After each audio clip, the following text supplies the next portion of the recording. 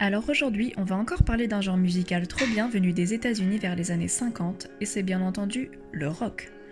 On entend souvent parler du rock and roll, mais c'est quoi la différence avec le rock basique? Le rock, qui à la base s'appelait le rhythm and blues, est un mélange de jazz, de blues et de musique country qui est davantage joué par la communauté afro-américaine et qui s'accompagne d'une danse endiablée. Mais pour des raisons économiques et politiques, les grandes industries du disque ont voulu conquérir un public davantage blanc en créant le rock and roll, de façon à séparer les noirs et les blancs dans les clubs à cause de la ségrégation. Je pense qu'il n'y a pas besoin de plus d'explications sur le sujet. Quand on parle de rock and roll, on imagine tout de suite des artistes comme Elvis Presley ou Little Richard qui parlent de filles et de voitures dans leurs chansons.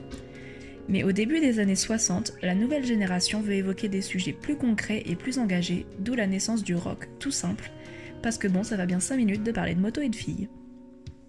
Suite à cela, le rock va s'exporter à l'étranger, surtout au Royaume-Uni avec les Beatles et les Rolling Stones, puis en France avec notre fameux Johnny National. Il y a beaucoup de sous-genres du rock, comme le punk, le grunge, l'indie rock ou le hard rock, et encore beaucoup d'autres. On va pas parler de ça parce que ça prendrait des heures, mais parlons plutôt du rock en France. Parce que oui, en France, on n'a pas que Johnny Hallyday, on a des groupes comme Noir Désir, Louise Attaque, Téléphone ou Indochine. Malheureusement, le rock français ne s'est pas énormément exporté à l'étranger parce que la scène mondiale était beaucoup plus occupée par des groupes américains et britanniques.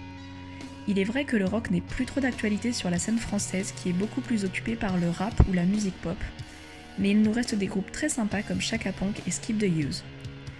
Voilà, c'est la fin de ce point culturel sur le rock, j'espère que ça vous a plu. N'hésitez pas à mettre un pouce bleu et un commentaire, et je vous dis à une prochaine pour un nouveau point culturel. Ciao!